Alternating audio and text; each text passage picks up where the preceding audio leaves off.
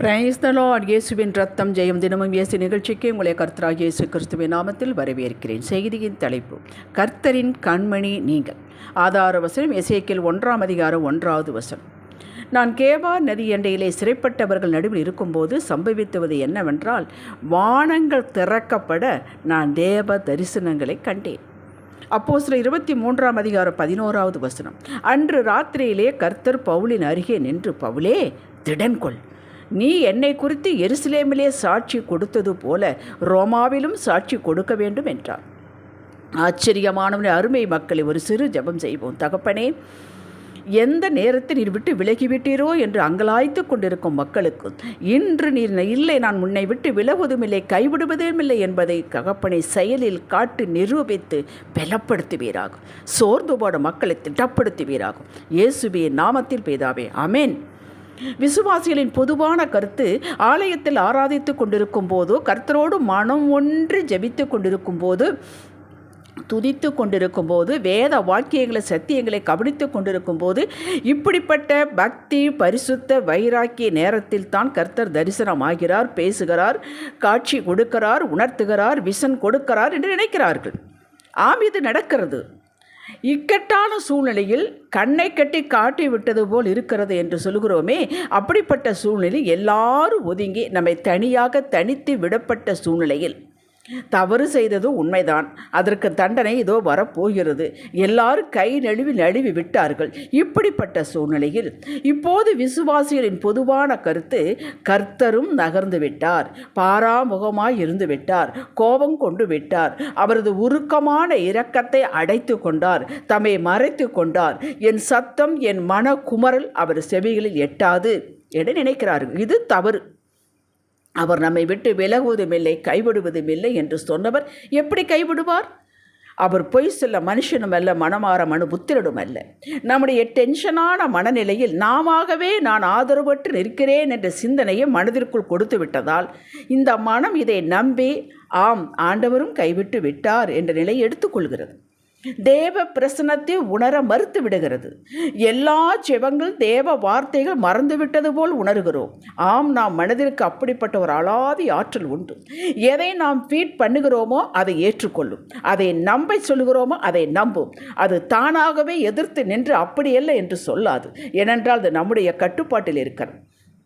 சங்கீதக்காரன் மாறுபட்டவன், அவனிடமிருந்து நாம் கற்றுக்கொள்ள வேண்டும். அவன் வித்தியாசமாக சிந்திக்கிறான், பேசுகிறான், விசுவாசிக்கிறான்.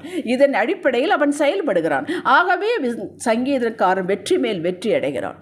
சங்கீதம் 94, 14, 17, 18, 19 தயவு செய்து குறித்து வைத்து வாசியுங்கள்.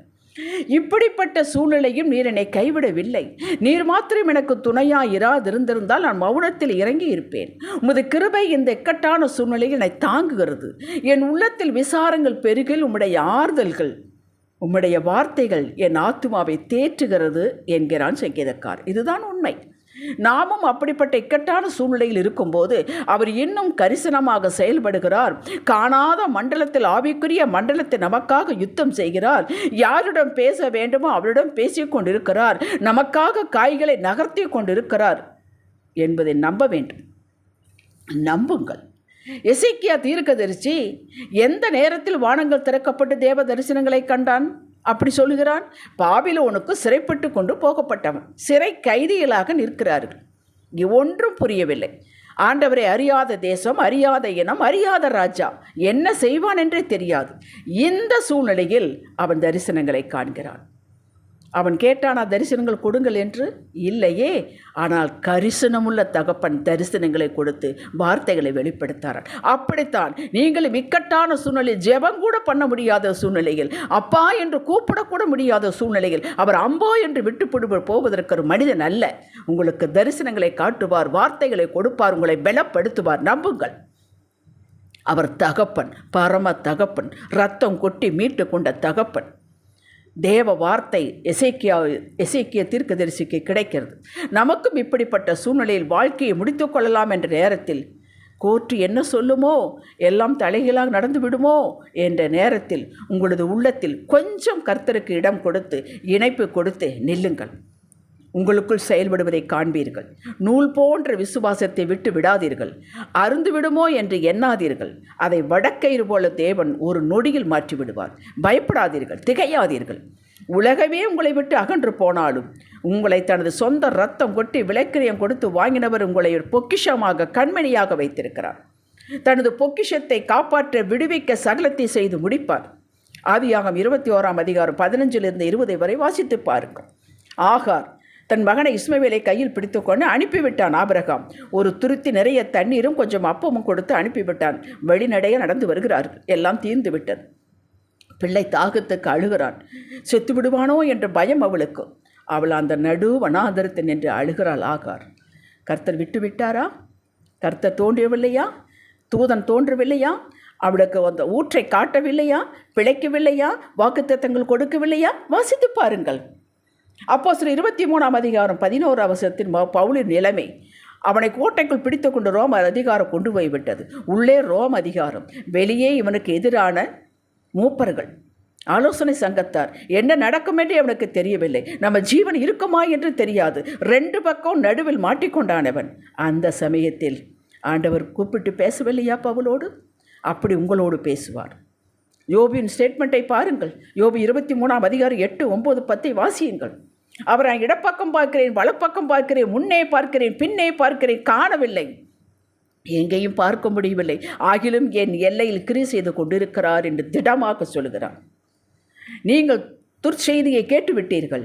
மகனே மகளே, அதன்படி நடப்பதில்லை. நீங்கள் பயப்படும்படியாக ஏதும் சம்பவிப்பது இல்லை. நீங்கள் திடமாக இருங்கள். 2 நாளாகும் 18:31 வாசித்து பாருங்கள். அந்த செய்தியை பாருங்கள். யோசபாத் யூதாவுடைய ராஜா இந்த இஸ்ரவேல் ராஜாவோடு ஆகாப்போடு சேர்ந்து கொண்டான். வேண்டாத ஒரு ஃப்ரெண்ட்ஷிப். அவனுக்காக யுத்தம் செய்ய போகிறான். எதிரிகள் யோசபாத்தைத்தான் இஸ்ரவேலின் ராஜாவென்று நினைத்து அம்பு விட போகையில் அந்த கடைசி நேரத்தில் அவன் கதறுகிறான். ஒரு நொடியில் காப்பாற்றி வெளியே கொண்டு வருகிறான். அந்த நேரத்தை அவன் ஜெபித்திருப்பானா? ஒன்றும் செய்திருக்க முடியாது. இக்கட்டான சூழ்நிலை, மோசம் போய்விடும், ஜீவன் போய்விடும் என்ற சூழ்நிலையில் ஆண்டவர் குறுக்கிட்டு அப்படி உங்களை காப்பாற்றுவார். அல்லேலூயா. மனாசேயை போல ஒரு மோசமான ராஜா யாரும் இல்லை. 2 நாளாகும் 33 வாசித்து பாருங்கள்.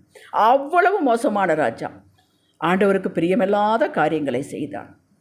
விலங்கிடப்பட்டு அவன் கைதியாக பிடித்து கொண்டு போகிறார்கள் பாபிலோனுக்கு. அந்த சமயத்தில் கூப்பிடுகிறான், இரக்கம் கேட்கிறான். ஆண்டவர் இறங்கினார். அவன் தன்னை தாழ்த்தினார், விடுவித்தார், மறுபடியும் தன் தேசத்துக்கு கொண்டு வந்தார். இதையெல்லாம் எதற்காக கொடுக்கப்பட்டிருக்கிறது? எதற்காக எழுதி வைக்கப்பட்டிருக்கிறது? நம்மளை பலப்படுத்துவதற்காக. எந்த வினாடியும் உங்களை விட்டு கொடுக்க மாட்டார். நீங்கள் தைரியமாக இருங்கள். கர்த்தர் மனம் இறங்கி மனசாகி விடுவித்தார். கேட்டீர்களா? எத்தனை சாட்சிகள், எத்தனை சங்கிலிகள் கட்டப்பட்டது போல, இருட்டறைகள் போடப்பட்டது போல உங்கள் நிலை இருந்தாலும் சூழ்நிலையை பாராமல் இந்த செய்தியை கேட்டு முடிந்ததும் முழங்கால் படியிட்டு கர்த்தரை நோக்கி ஸ்தோத்திரம் செய்யுங்கள்.